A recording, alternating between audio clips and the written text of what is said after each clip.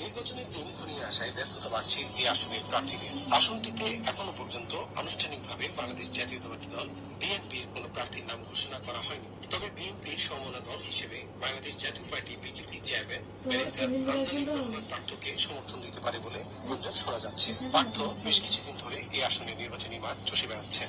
আপনাদের পাশে আমি সবসময় থাকবো। আমি আমার সর্বোচ্চ দিয়ে আপনাদের সকল প্রবলেম, সকল সমস্যার সমাধানের চেষ্টা করবো ইনশাআল্লাহ।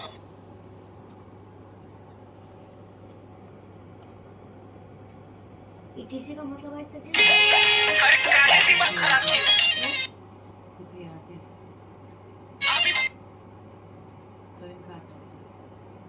एक्सेट्रा